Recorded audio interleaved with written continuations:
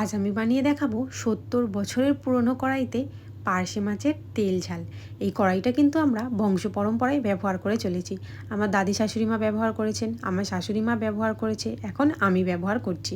এই কড়াইতেই আমি কিভাবে পার্শে মাছের তেল ঝাল বানাই সেটাই আজ আপনাদের সাথে শেয়ার করব।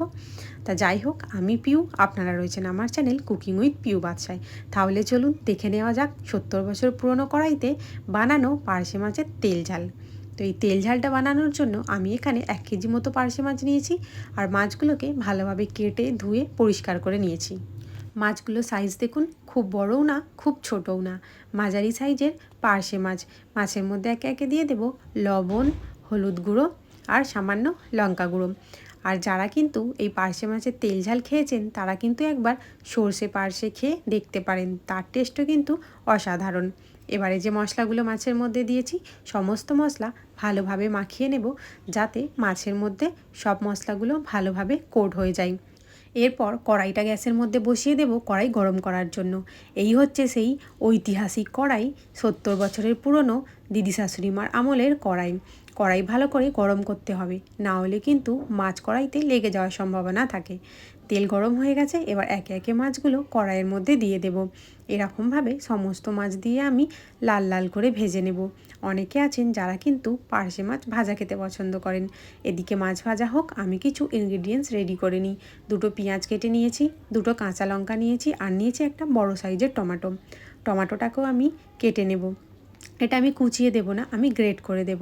টমেটো কুচিয়ে দিলে কি হয়, ঝোলের মধ্যে টমেটোর খোসাগুলো ভেসে থাকে, আর যেটা খাওয়ার সময় আমাদের পেটে গেলে একদমই ভালোভাবে হজম হতে চায় না। এই যে টমেটোর পিউরি রেডি হয়ে গেছে, এবার দেখি ও পাশে মাছের কী অবস্থা। এই যে মাছের এক পাশটা ভাজা হয়ে গেছে, এবার উল্টিয়ে নেব অপর পাশটা ভাজার জন্য।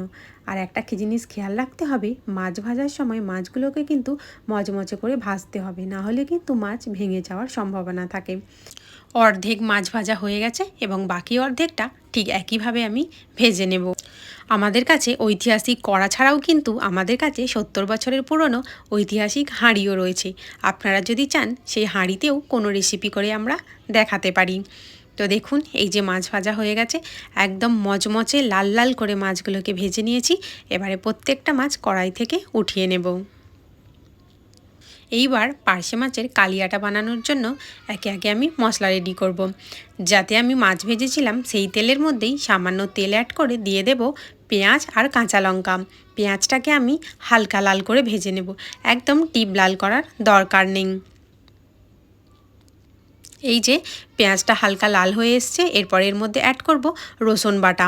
আমরা কিন্তু মাছে অনেকে আদা বাটা দিয়ে থাকি, কিন্তু আমার রসুনের ফ্লেভারটা যেহেতু ভালো লাগে তাই আমি মাছের কালিয়াতে রসুনটাই ব্যবহার করে থাকি।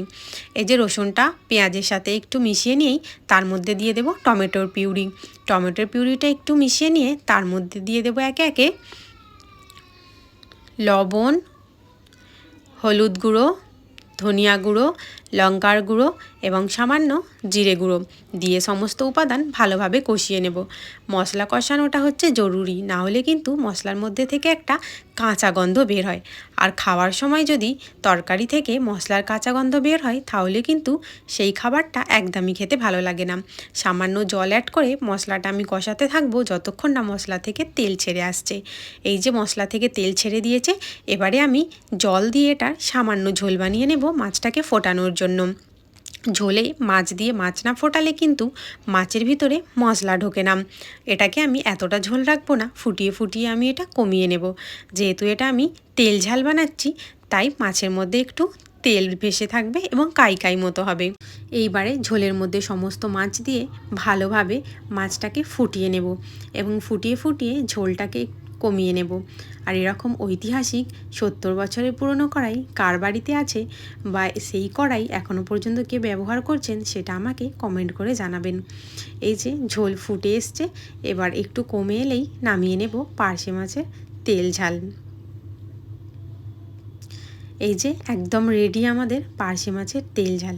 আমার এই রেসিপিটা আপনাদের কেমন লাগলো অবশ্যই আমাকে জানাবেন। আর যদি আমার এটা ভালো লেগে থাকে তাহলে এই ভিডিওতে একটা লাইক করে দেবেন। আর আপনাদের চ্যানেল কুকিং উইথ পিউ বাদশাকে এগিয়ে নিয়ে যেতে চ্যানেলটিতে একটা সাবস্ক্রাইব করে দেবেন। তাহলে এখানেই আজ শেষ করছি।